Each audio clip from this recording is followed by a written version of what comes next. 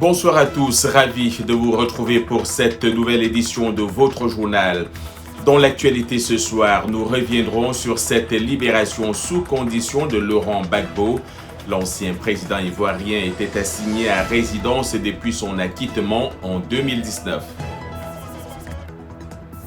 Dans ce journal, nous parlerons encore du Covid-19. Nous verrons comment au Ghana, cette pandémie a stimulé les innovations technologiques en matière de santé.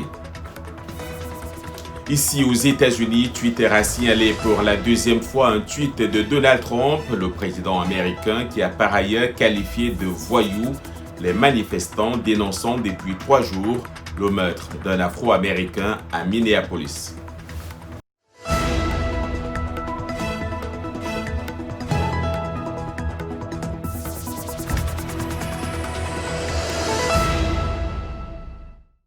Une fois encore, bonsoir. Nous ouvrons aux États-Unis, où des scènes de colère et de violence ont encore ponctué la nuit à Minneapolis, dans le Minnesota.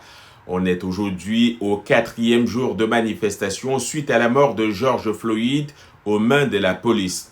La vidéo virale de son arrestation a suscité l'émoi et la colère à travers tout le pays. À Minneapolis, les protestataires réclament ni plus ni moins que l'inculpation des policiers impliqués dans l'affaire. Reportage Lionel Gaïma. Pour la 3e nuit consécutive, des manifestants sont sortis dans les rues de Minneapolis pour protester suite à la mort de George Floyd, un Afro-Américain asphyxié lors d'une arrestation violente par la police. Dans la nuit de jeudi à vendredi, les manifestants ont incendié un commissariat de Minneapolis et de nombreux affrontements ont eu lieu avec les forces de l'ordre. Au début pacifique, les marches ont peu à peu pris une tournure virulente. Ils ont toujours utilisé cela contre nous. Si nous ne sommes pas violents, ils se fichent de nous. Lorsque nous sommes violents, alors ils commencent à réaliser. Nous allons aussi leur faire peur. Nous avons essayé d'être pacifiques en demandant que nos droits soient respectés. Maintenant, ils nous écoutent parce que nous avons commencé à tout brûler. Personnellement, je ne suis pas pour cette destruction aléatoire, mais quelque chose doit être fait pour mettre fin à ces abus policiers. Au lendemain de la mort de George Floyd, les 4 policiers impliqués ont été licenciés et les autorités locales et fédérales enquêtent. Mais 4 jours après l'événement tragique, aucune inculpation n'a encore eu lieu, une situation qui alimente la colère et la frustration des manifestants. La seule façon de rendre justice est d'arrêter cet homme, ce policier Derek. Arrêtez-le! Floyd a dit qu'il ne pouvait plus respirer. Nous avons essayé la paix, puis nous avons essayé en nous agenouillant. Il ne s'est rien passé. La prochaine fois qu'un policier essaiera de faire quelque chose de pareil, il y pensera à 2 fois. L'indignation et la détresse des manifestants ont conduit le chef de la police de Minneapolis, Medaria Arradondo, à reconnaître qu'il y a un déficit d'espoir dans sa ville et que ses équipes y avaient contribué. De nombreuses réactions ont suivi le décès brutal de George Floyd, dont celle du chef de la commission de l'Union africaine, Moussa Faki Mahamat, qui condamne le meurtre d'un noir non armé par la police américaine et rejette les pratiques discriminatoires incessantes envers les citoyens noirs aux États-Unis. Toujours ici aux États-Unis, pour la 2e fois en quelques jours, Twitter a signalé un message du président américain Donald Trump. Cette fois-ci, le réseau social accuse le chef de l'exécutif américain de faire l'apologie de la violence après que Trump a tweeté « Dès que les pillages démarrent, les tirs commencent ». Le président a par ailleurs qualifié de voyous les manifestants qui dénoncent depuis 3 jours le meurtre d'un Afro-Américain de 46 ans, on en parlait tout à l'heure, George Floyd, par un policier blanc en présence de plusieurs autres policiers. Une vidéo de cet incident a été largement diffusée dans les médias et surtout sur les réseaux sociaux. Mardi, on se souvient, Twitter avait signalé un post de Donald Trump disant que le vote par correspondance était frauduleux. Hier, le président américain a signé un décret pour imposer les restrictions aux compagnies telles que Twitter et Facebook. La Cour pénale internationale a autorisé jeudi sous condition l'ancien président ivoirien Laurent Gbagbo à quitter la Belgique, M. Gbagbo y était assigné à résidence depuis son acquittement en 2019 d'accusations de crimes contre l'humanité. Les juges ont rejeté la demande de liberté sans condition présentée par l'ex-chef d'État ivoirien, mais un porte-parole de la Cour de la Haye a indiqué que M. Laurent Gbagbo peut se rendre dans un pays de son choix. Celui-ci devra accepter au préalable de le recevoir. Un avocat de M. Gbagbo ainsi que des personnalités de la classe politique ivoirienne, dont l'ancien chef d'État Henri Konan Bédié, ont exprimé leur satisfaction suite à la décision de la CPI qui concerne aussi Charles Blé Goudé, allié politique de Laurent Gbagbo. Blé Goudé s'est dit content de retrouver sa liberté de mouvement. Au Burkina Faso, l'état-major de l'armée annonce la mort de 10 djihadistes tués lors d'une offensive militaire. L'opération a été menée jeudi contre une de leurs bases dans l'ouest du pays. Selon le communiqué de l'état-major burkinabé, c'est une unité mixte composée d'éléments de la gendarmerie et de soldats de l'armée de terre qui a mené l'opération. La cible, une base de djihadistes à Woro dans la province du Zourou dans l'ouest du pays. L'opération a permis de neutraliser 10 terroristes et de récupérer des armes et des motos selon l'état-major qui précise également qu'un gendarme a été blessé. Ce bilan n'a pas été vérifié par une source indépendante. Presque dans le même registre, allons au Togo, des combattants djihadistes attaquent et tuent ceux qui passent la frontière nord du pays avec le Burkina Faso, où l'islamisme militant se propage à travers la région du Sahel. Juste un lit de rivière asséché sépare les deux pays d'Afrique de l'Ouest. Pour empêcher donc ces attaques et surtout ces radicaux de pénétrer, les autorités togolaises comptent à la fois sur la force militaire et la puissance douce des leaders culturels. Arzouma Compaoré nous en dit plus. Des soldats togolais montent la garde en permanence à ce point de contrôle. La menace se situe de l'autre côté de la frontière. Au-delà de ces champs, dans le sud-est du Burkina Faso, les villageois vivent dans la peur des raids djihadistes meurtriers. Les djihadistes, ils tuent les gens.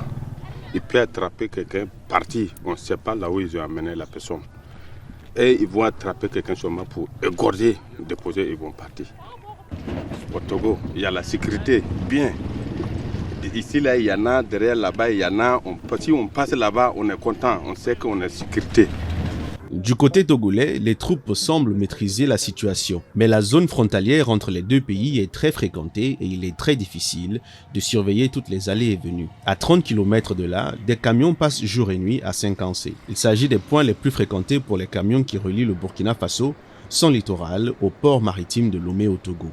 Mais pour leur sécurité, les conducteurs sont désormais interdits sur certaines routes.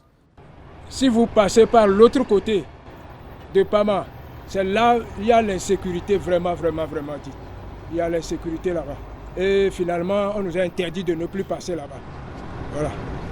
Le président togolais Faure Gnassingbé, réélu pour un 4e mandat, a fait campagne sur ses actions pour empêcher le terrorisme d'entrer au Togo. Plus de 600 soldats ont été postés depuis 2018 le long de la frontière et de la route principale traversant le Togo. Pour un pays comme le Togo, la menace est réelle et la pression est très forte.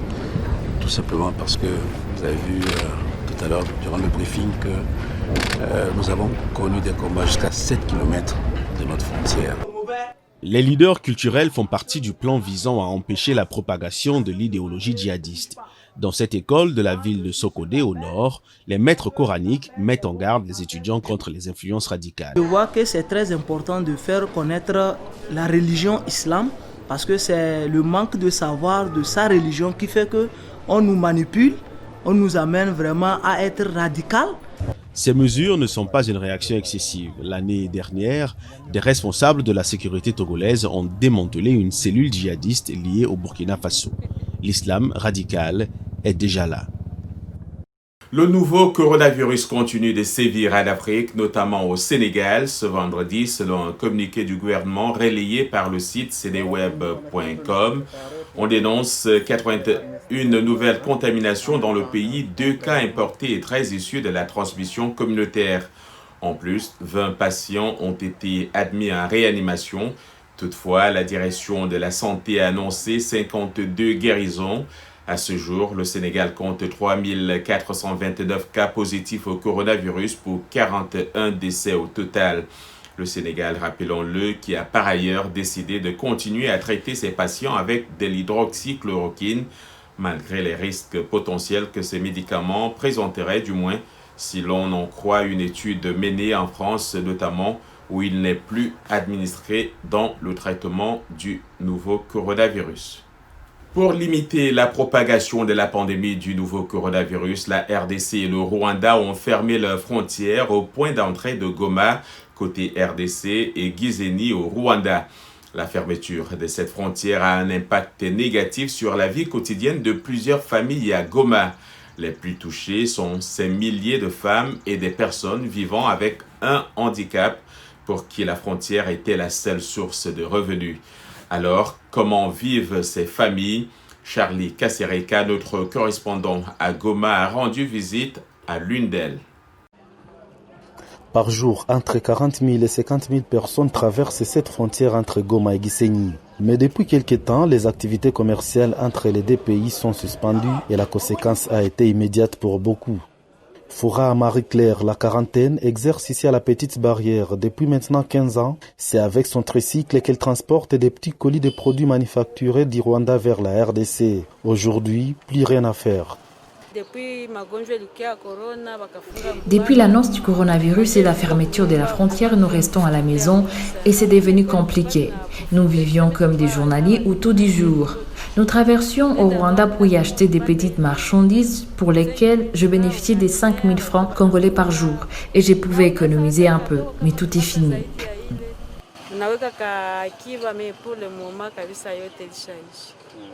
C'est depuis le 26 mars dernier que Foura Marie-Claire et d'autres femmes commerçantes et handicapées comme elle n'exercent plus leur métier.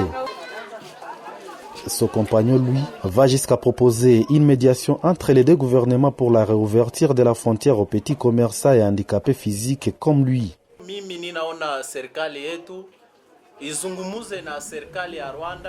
Je pense que notre gouvernement devrait collaborer avec le gouvernement du Rwanda pour voir si les mesures peuvent être allégées pour nous faciliter, nous les handicapés. Si ce n'est pas le cas, nous allons mourir tous à la maison. Mes enfants à la maison n'ont rien à manger. Les commerces transfrontaliers entre Goma et la ville rwandaise de Gisenyi est parmi les voies de ravitaillement de la ville de Goma en vivres et autres produits venant du port de Dar es Salaam en Tanzanie. Cette frontière, appelée communément Petite Barrière, est fréquentée le plus souvent par les petits commerçants transfrontaliers dans le cadre de la libre circulation des biens et des personnes. Mais aussi une autre catégorie, pour des raisons familiales, loge au Rwanda mais travaille la journée côté congolais. Charlie Kasereka pour VOA Afrique et Goma. Au Ghana, la pandémie de COVID-19 a stimulé les innovations technologiques en matière de santé qui sont, entre autres, des applications pour suivre les symptômes sur les lieux de travail, le diagnostic en ligne et la livraison par drone d'échantillons des tests. Alors que les cas confirmés du nouveau coronavirus continuent malheureusement d'augmenter, les experts des technologies de la santé veulent s'assurer que les gens ont accès aux médicaments et aux médecins nécessaires. Oui. Un reportage d'Esté Sinoc, le récit est signé Blanche Sanou. Les entreprises ghanéennes de technologie des soins de santé comme Redbird créent des innovations en réponse à la pandémie du nouveau coronavirus. Redbird avait déjà un système qui aide les utilisateurs à diagnostiquer et à surveiller les maladies chroniques et tropicales. À présent, la société a ajouté une fonction qui aide les gens à déterminer s'ils ont le COVID-19. Les utilisateurs peuvent lister des symptômes dans une application qui permet de suivre leurs mouvements pour détecter s'ils ont été en contact avec un cas confirmé. Les entreprises devront reprendre leurs activités, donc il faut un système de protection fiable. Tout le monde ne peut pas travailler à distance. C'est donc quelque chose qui va permettre aux sociétés de planifier le retour en se disant « Ok, je connais mon personnel, nous allons reprendre dans 2 semaines, mais je veux savoir qui a été en contact avec un patient Covid. » Si tel est le cas, l'employé n'a pas besoin de revenir pour ne pas mettre la santé de ses collègues en danger. En raison de la pénurie d'établissements de soins de santé à travers le Ghana et pour encourager la distanciation physique, les médecins ghanéens se sont tournés vers la technologie pour consulter les patients à distance. Pour Joshua, il est plus que nécessaire d'utiliser la technologie pour les soins de santé. Je pense que ça va être une révélation pour montrer aux Ghanéens et aux Africains en général qu'il existe des façons moins stressantes de faire des choses. Ici et même sur le continent, il y a encore beaucoup de difficultés à accomplir pas mal de tâches parce que nous fonctionnons très souvent avec un système informel et vétuste. C'est donc une innovation pour montrer que nous pouvons utiliser la technologie pour faire plein de choses. Au Ghana, l'exemple le plus connu de l'utilisation de la technologie dans les soins de santé est l'implication des drones dans le transport des médicaments et des échantillons de sang. Cette technologie développée par l'entreprise Zipline de la Silicon Valley a permis de transporter pendant cette pandémie des échantillons de patients suspectés de COVID-19 vers des laboratoires de grandes villes pour accélérer le diagnostic et mieux suivre l'évolution de la pandémie.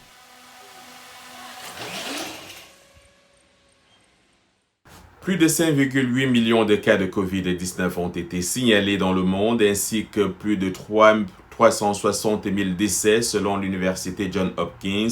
Selon la même source, au moins 101 620 personnes sont décédées aux États-Unis des suites du coronavirus, avec au moins 1 700 000 cas enregistrés à travers le pays.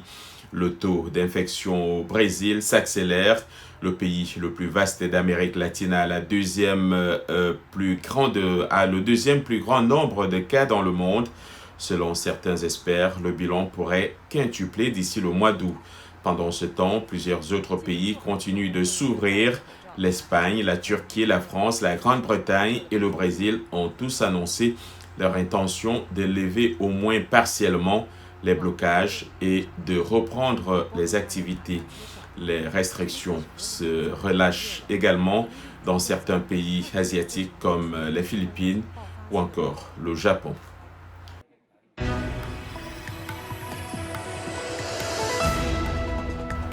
Vous regardez Le Monde aujourd'hui en direct de Washington sur VOA Afrique.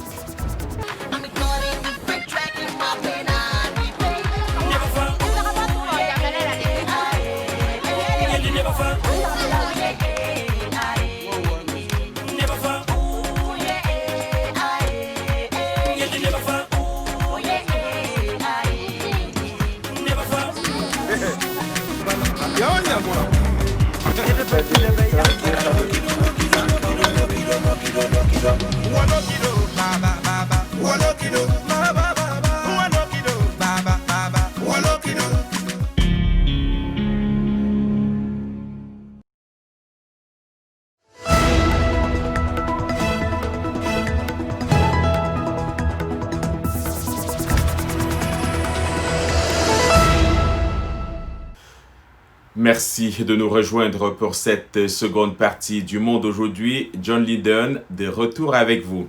C'est vendredi et comme chaque vendredi, nous vous invitons à faire un tour dans le monde de la culture et des arts. Notre guide aujourd'hui s'appelle Ekia Badou. Bonjour John, bonjour à tous. La pandémie Covid-19 n'arrête pas la créativité. Pour preuve, il y a tout juste une semaine, la marque éponyme Anifa présentait sa toute dernière collection. Une collection nommée Pink Label Congo. À travers cette collection, la créatrice veut montrer la République démocratique du Congo, le cœur de l'Afrique, et magnifier les femmes debout, belles et fières, tels les récits contés par la mère de la créatrice. Anifa Mvwemba a présenté sa nouvelle collection 3D lors d'un live Instagram qui a enflammé la toile. Imaginez un défilé sans podium, sans mannequin. Malgré ces contraintes, les tenues étaient bel et bien mises en valeur avec des modèles plantureuses et une musique entraînante. Cette audace et originalité ont payé car certaines pièces de cette nouvelle collection sont déjà en rupture de stock. Mais cela n'empêche pas d'aller visiter le site et découvrir cette créatrice au grand talent.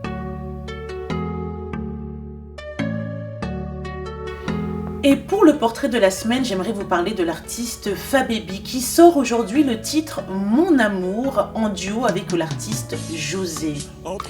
Après avoir été précurseur des beats afro dans des instrus rap en France, Fababy a pris le temps de repartir à sa source en Côte d'Ivoire pour maturer un nouveau projet qui se veut être l'album de la maturité, selon ses termes.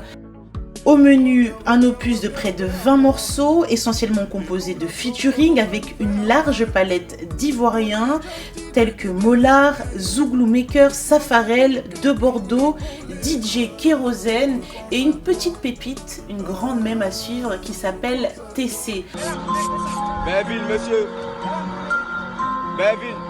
Dis-moi carré. Prochaine arrêt, Ferronnerie, après pareil. Chérie, Coco, tu t'en vas. Il y a une place au monter, il faut faire vite, la police arrive. Alors oui, il faut être attentif à ce que propose Fabibi, car on le sait, dénicheur de talent. On l'a notamment connu grâce à lui, des artistes comme Bram Sito ou encore Aya Nakamura. Avant de vous laisser écouter un extrait de ce nouveau titre Mon Amour, je vous rappelle donc le projet de Fabibi va s'appeler Éléphant d'Afrique et il sera disponible dans les bacs et dans toutes les plateformes de téléchargement légal fin août.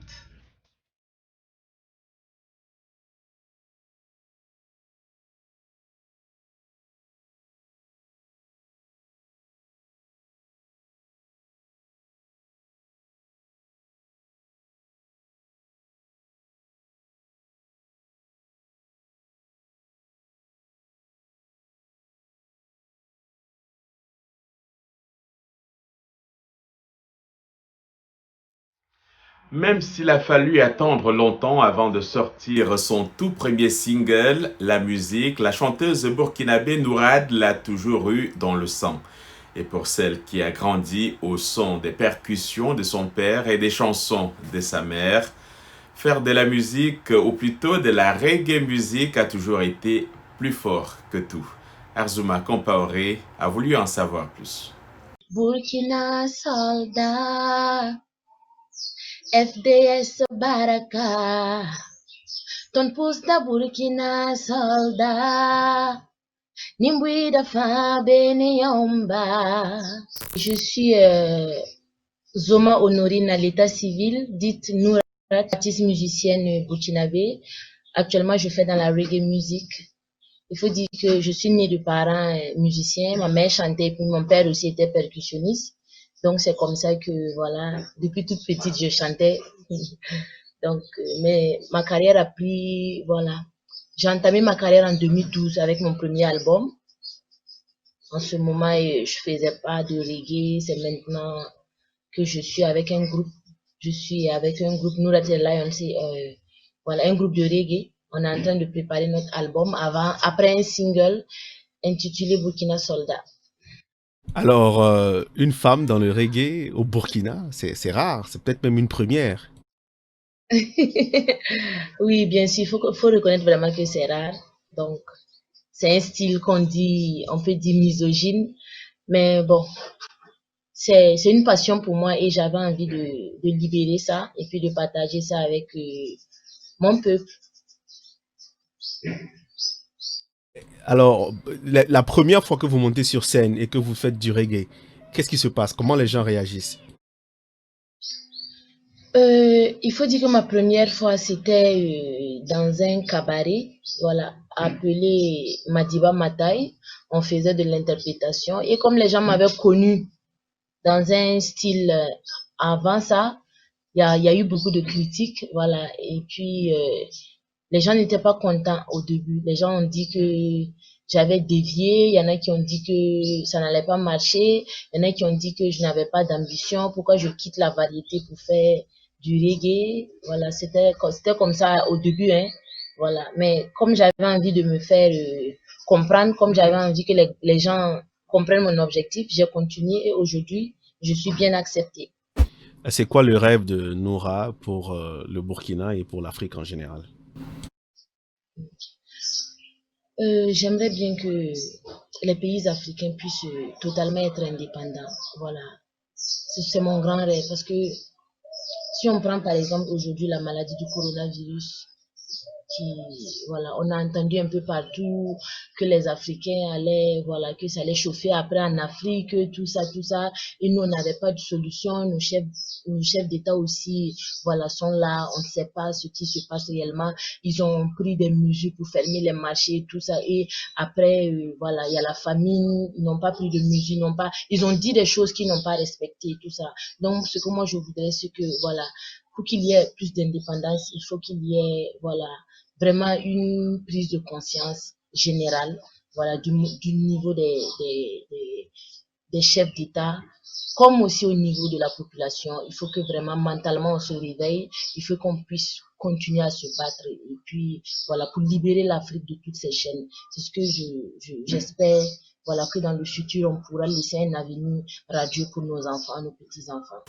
L'industrie cinématographique n'a pas échappé aux conséquences du nouveau coronavirus. Au Nigeria, les fermetures des salles de ciné depuis le mois de mars pour des raisons de sécurité sanitaire ont été catastrophiques pour l'industrie. Les ventes des billets, qui constituent la moitié des recettes, ont complètement chuté, mais les acteurs n'entendent pas baisser les bras. L'une des premières productions à reprendre après le confinement est une série télévisée sur une maladie hautement infectieuse qui ravage le monde à l'image du nouveau coronavirus. Thierry Kaoré.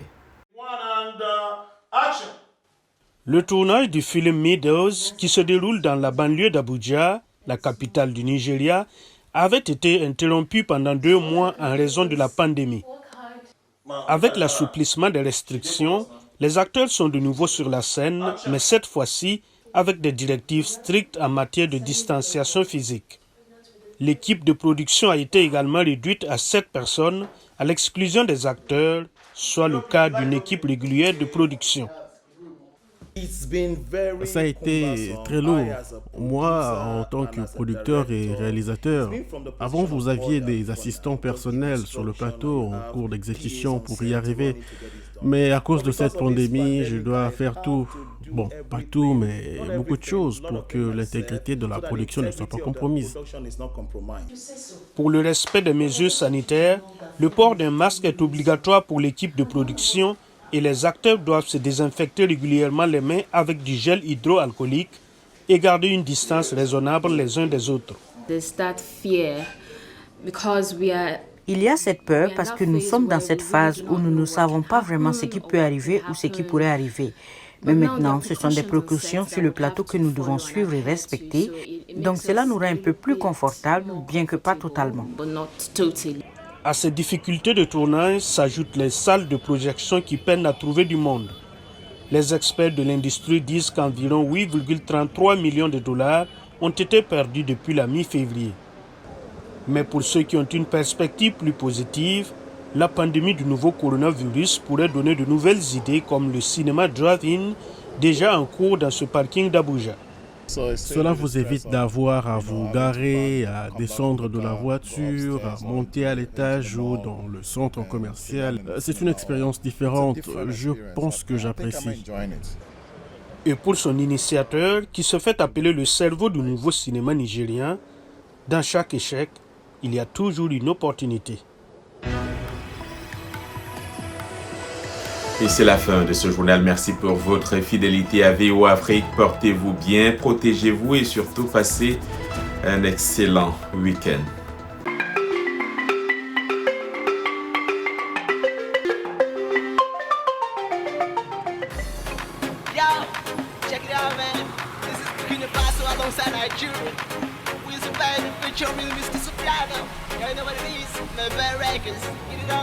Too many haters.